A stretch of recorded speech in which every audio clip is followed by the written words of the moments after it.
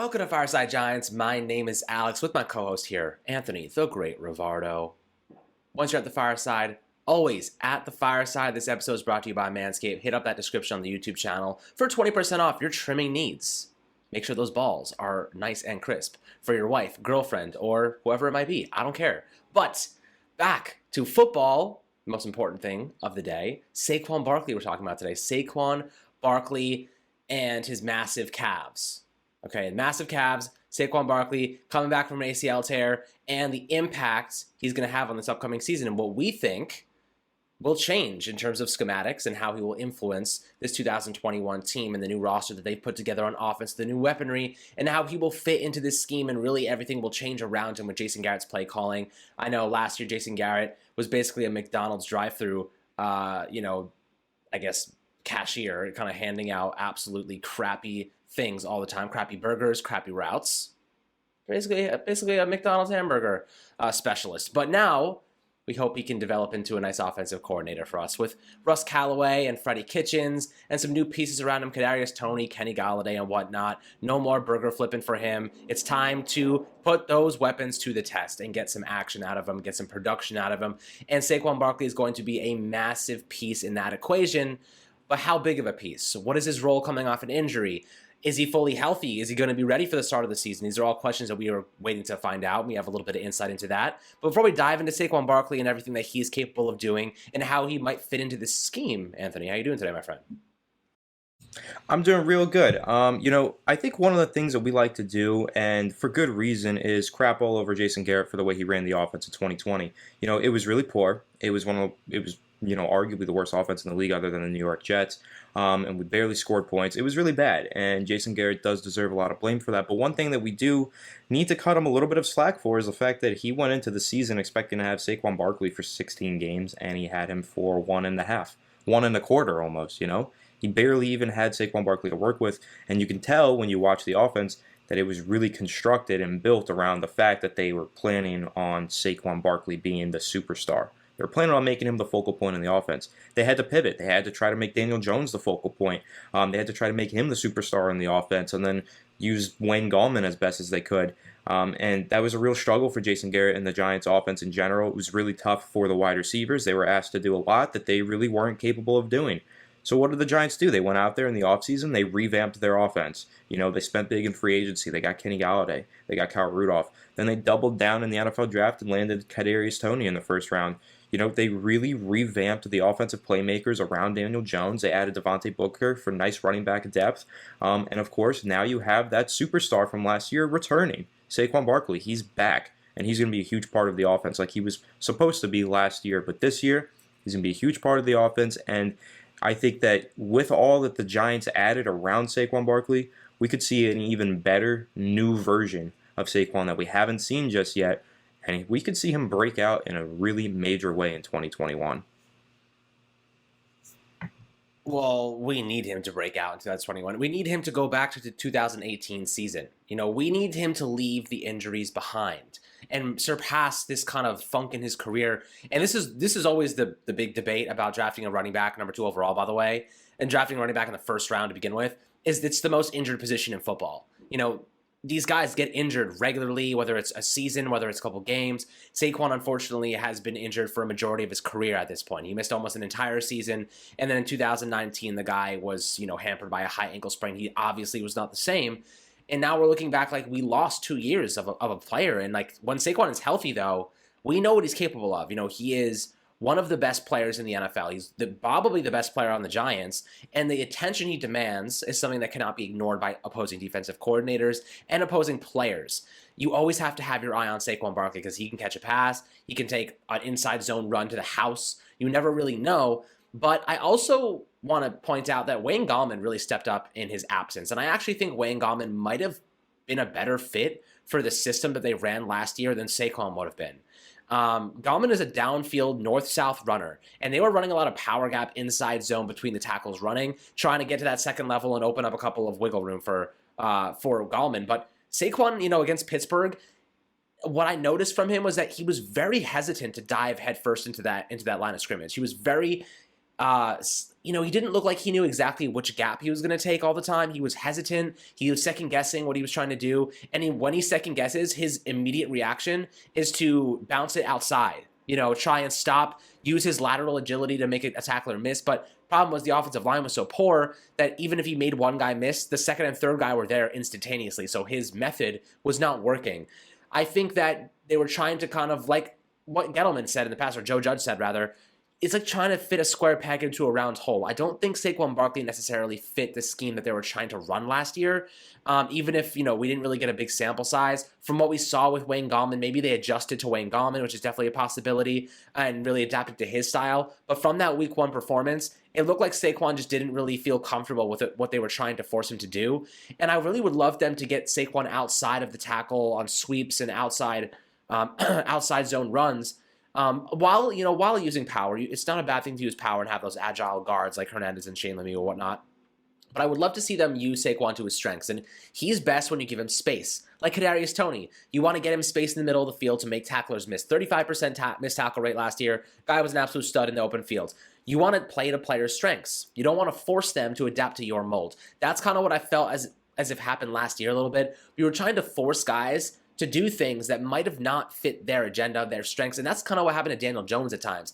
It took them a couple of weeks to realize that guy's got to be running. He's got to be on the move. He's got to be, doing things that fit his strengths. And, he's good at throwing on the run. He's good at targeting downfield. They just didn't have the personnel to do it all the time. And I think Saquon Barkley now is their opportunity. They bring in Russ Callaway. They bring in Freddie Kitchens. They elevate Freddie Kitchens. They have Jason Garrett, who knows how to use running backs. Ezekiel Elliott is a great example of that, but he's more of a power back compared to a scat, like glorified scat back that Saquon is. But his strength is bouncing it outside, getting into space, and making guys miss in the open field. That is what he's so good at. And I think that is how the Giants should prioritize him moving forward and utilizing him in that way, because defenses are not going to be able to stack the box. So there's going to be less defenders available to take him down, to tackle him. So if you give him more space and room to run and blockers in front of him, and I'd love to see him get more involved in the screen game, by the way. They barely used their running backs last year in the receiving game. Saquon is what I would like to think one of the premier receivers at running back in this NFL, in this league. For the most part, I think he has that capability. And I would love to see him get more involved in the screen game, opening things up. Guys are playing if they're playing too deep safety, which they don't really have a choice with, there's so many ways to use Saquon, Anthony. How are you looking at this and saying, like, how can they utilize his strengths? How can they exploit all of the potential that Saquon has without forcing him up the gut all the time, forcing him to do things that he might not be comfortable with, especially coming off a knee injury where maybe he's not trying to run full speed and have guys jumping on his back, putting that weight on his leg. What do you think they should do with him, to start the season for the most part? Well, Saquon's going to have to get comfortable rushing down the middle, of the offensive line, like getting those ugly yards, getting those dirty plays, those 2-3 yard chunks at a time, turning those into 3, 4, 5 yard plays when maybe you only have about 1 yard expected on each rushing attempt. That's what a true every down workhorse running back does. That was the number one thing for Saquon coming out of college. Can he do that? Can he be that workhorse? He was nearly the perfect prospect coming out, and that's why running back went 2 overall, because he was just perfect. But if you had any flaw with him, you had any question about him, he loves to look for the home run. He loves to just bounce runs outside when he doesn't have to, and he loves to just look for something more than what's there. And in the NFL, that doesn't always work, and we've seen that before. We've seen him take a rushing attempt, run around in the backfield, and lose 6 yards when he could have just gained a yard or had a yard loss of only 1 yard, and then he turns it into such a worse play just because he's looking for a way to dance around all these defenders and make a home run. Sometimes he does it. Sometimes he does dance around all the defenders, break away, and makes a huge run. Other times he doesn't. So what he needs to get more comfortable doing going forward is just falling forward in the middle of the line of scrimmage for a few yards. So he's going to have to do things like that, though it's not his strength. His strength is breaking tackles. You look at Saquon Barkley, and I have a few stats to pull up here. In 2018, his rookie season, rush yards over expected is a stat by Next Gen Stats. So however many yards you're expected to get on a play, that's like kind of before you get tackled. Then everything after that, right? However many yards you create after you break a tackle or something. He led the NFL in rush yards over expected with 293. So that means 293 of his yards were just not, like, he created them himself. His offensive line had nothing to do with that. He just broke tackles or fell forward in some way and created 293 yards on his own, which was 53 yards more than the number 2 place of Nick Chubb at 240 rush yards over expected. So that's what Saquon Barkley does. He breaks tackles. Via PFF in his first 2 seasons, rookie season, he forced 40 missed tackles. Second season, he forced 42 missed tackles. What Saquon Barkley, him and a defender, and Saquon Barkley is going to win 90% of the time. He's going to break that tackle. He's going to shake that guy's ankles down to a little pea pulp, right? He's just going to break ankles. That's what you got to do. And I think the way that you do that, the way you utilize that in Saquon, you create a lot of one-on-one blocking assignments with those gap pulling guards, right? You create like 0-1 traps where you have the center or the defensive lineman come through and you have the guard take him out, and then you get Saquon instantly to the second level, just him and a linebacker. If Saquon can beat that linebacker, he gets to the third level, and when Saquon Barkley gets to the third level, usually he's gone. Do things like that. And then, of course, outside zone, which we haven't seen Saquon Barkley do enough of. You know, Pat Shurmur also didn't like to use outside zone. Jason Garrett, through the first week and a half, didn't like to use outside zone. When he did against the Chicago Bears, Saquon Barkley had about a 20-yard rush, I believe. So, or 18 yards actually is the exact number. So, I think with Saquon, you got to see more outside zone. You got to get him out on the edge so you can get him one-on-one with a safety or a corner or an edge rusher. Have him shake that guy and then go upfield. That's what he's best at, just making people miss. And the way you utilize that, outside zones, and you create opportunities where he's got one-on-ones. Another way to do that, like Alex mentioned, utilize him in the passing game. Screens. You know, you do a little screen to Saquon, get a couple lead blockers, just Saquon and a linebacker at one point. Saquon makes the linebacker miss, he's down the sideline and he's gone. That's how you use Saquon Barkley, and it's been really frustrating watching the Giants not use Saquon properly. I understand there's a few reasons why they weren't using him properly. A, they didn't have good talent around him. B, they had a really poor offensive line in front of him. And C, I just don't think that these offensive coordinators that he's had so far have really utilized him correctly. So Saquon Barkley's been held back, and I feel really bad for him because of that.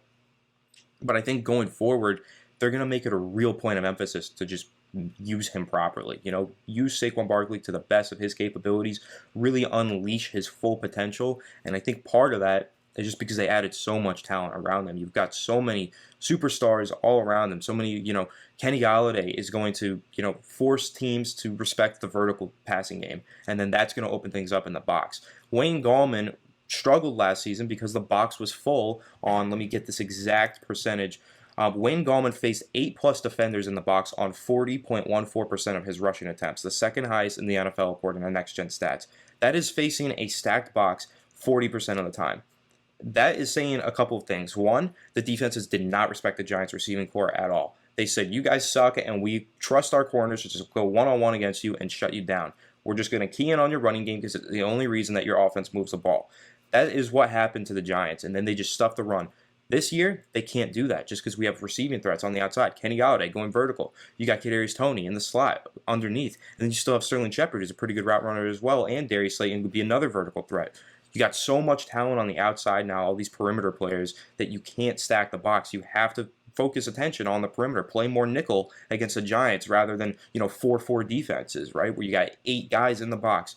So that's going to be key for Saquon. He's going to face less stacked boxes. I think it's going to reduce the amount of hits that he takes from big linebackers. I think it's going to create more rushing lanes and opportunities for him to break tackles and be the absolute savage in the open field that we know he is. So I'm excited, and I think that those additions that the Giants made, they're going to help Daniel Jones out a ton, but they're going to help Saquon Barkley out just as much and hopefully lead him to have a huge 2021 season.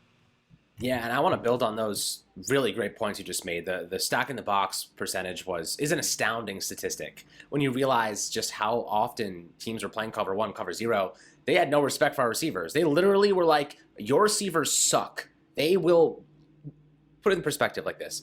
Baltimore, we played Baltimore. They had both of their starting cornerbacks out, and they still played cover 1 and cover 0 against us and locked our receivers down with backup cornerbacks. That's how little teams respected our passing game last year. Now, as we know, having a running back 1 and a wide receiver 1 cohesively can represent just, I guess, astronomical production. Just significant production. The last time Saquon Barkley had a receiver that was considered a wide receiver 1 was OBJ in 2018, right? And during that season, the guy had over 2,000 all-purpose yards and 15 touchdowns. He had a Pro Bowl caliber season. He was the Saquon Barkley we drafted in 2018. Ever since then, ever since they got rid of OBJ, The second they traded OBJ, yes, acquiring Dexter Lawrence and with that draft pick, and Jabril Peppers and O'Shea Ximenez, sure, you could say that was better. But I don't think they realized how much they screwed Saquon over in the process of doing that, because they took away one of the biggest threats the Giants had, and the attention that he drew from defenses entirely allowed Saquon to maximize on not having stacked boxes all the time, on maximize on defenses having to look at two guys instead of just Saquon all the time.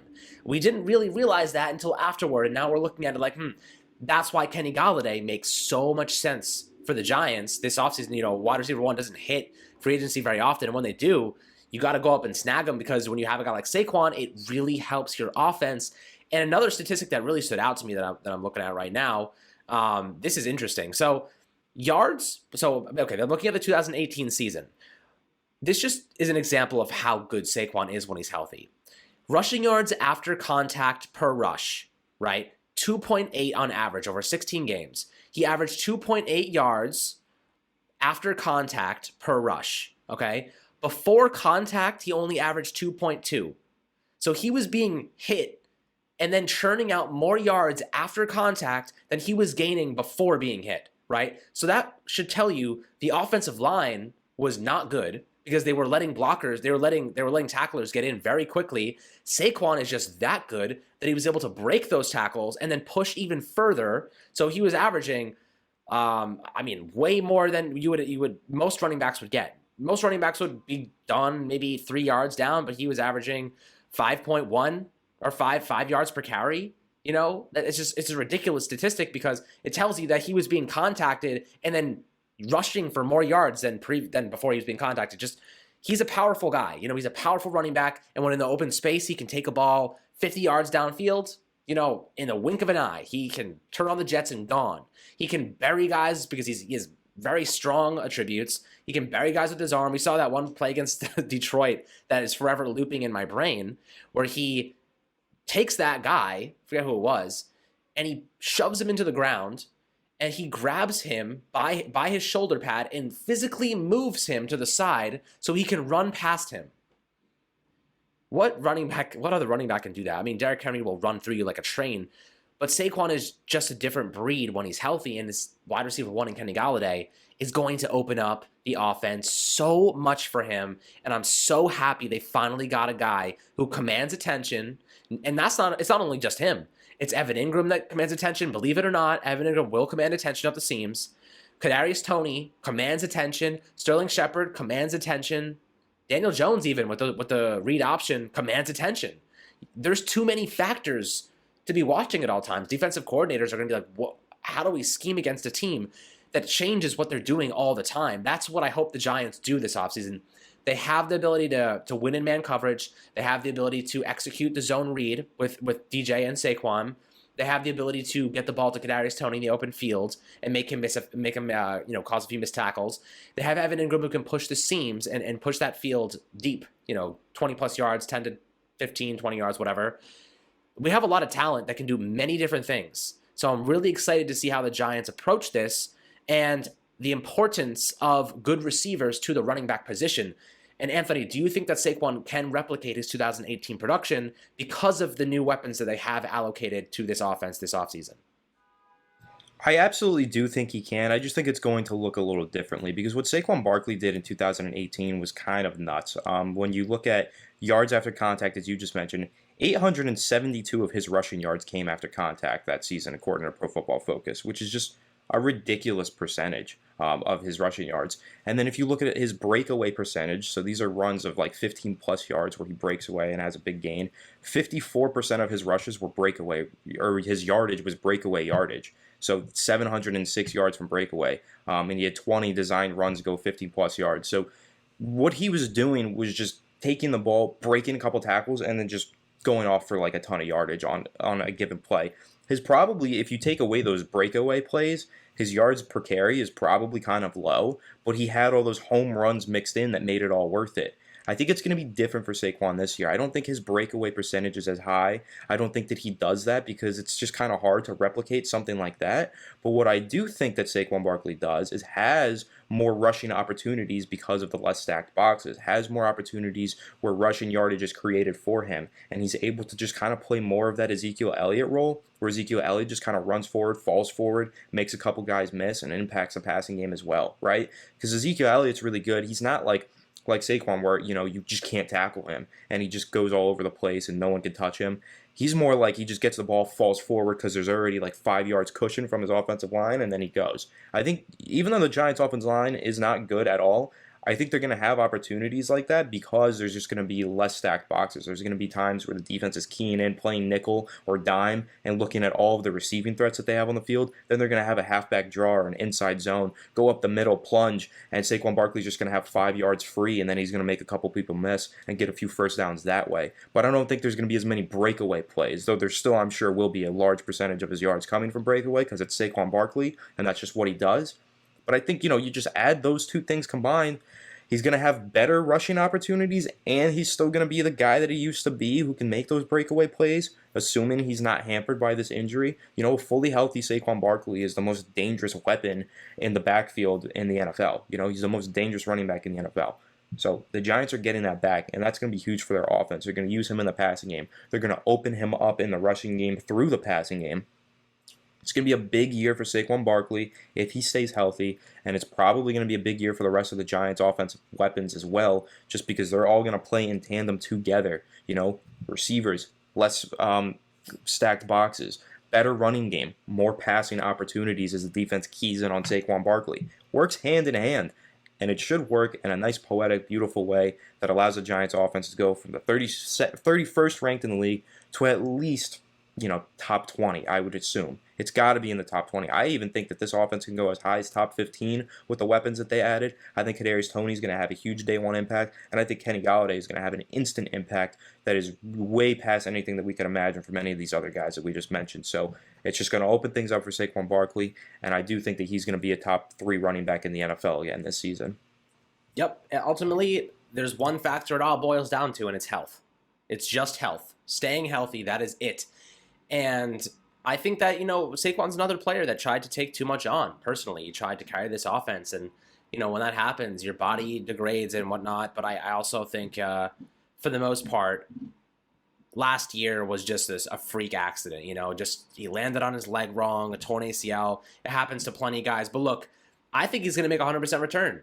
We've seen guys do it in the past. Dalvin Cook, I think he came back even better, honestly. Like, the guy came back and had a few games last year that I remember fantasy, and I was playing him, and the guy kicked my ass. And I'm like, are you serious right now? Like, Adrian Peterson, another example. Plenty of players return from torn ACLs and are just fine. The technology they have in terms of medical assistance and rehabilitation is phenomenal. They have such advanced stuff for the NFL. These guys are coming back 100%. The rehabilitation programs they're in are unbelievable. Saquon's out in LA probably enjoying his $1 million mansion and doing sprints in his backyard in the perfect green grass. So I think he's gonna be just fine. I'm not worried about his return. I think the biggest part for him is the mental aspect. Being comfortable making cuts, being comfortable planting that leg in the ground and bursting off of it. That's going to take some time. I think the mental aspect of it will take more time than the physical aspect of it. But that's kind of our take on Saquon Barkley. We think he obviously has the talent to be a top 5, if not the best running back in the NFL. Clearly Madden thinks so because the guy, I played one of my friends yesterday with Saquon. The guy was bursting through everybody, could not be stopped. And in real life, he is that way when he's healthy. So I'm excited to see this comeback. I think the comeback train, I'm on it. Anthony's on it. I know you guys are on it. We need to see more production from him and staying healthy is the number one goal. And I think he will. I think that, he understands they gave him a couple more weapons to work with, took a lot of pressure off his back, and it's going to get better for Saquon moving forward.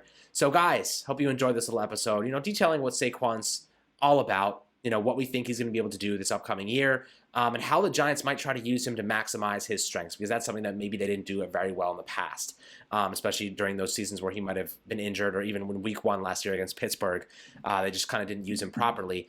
But, my friends, thank you so much for tuning in to Fireside Giants. Once at the fireside, always at the fireside. Make sure to hit that Manscaped discount code below, 20% off. And hit the subscription button on YouTube and notifications for YouTube, Spotify, and Apple. As always, my friends, have a fantastic rest of your week and weekend. We will catch you guys on the next video.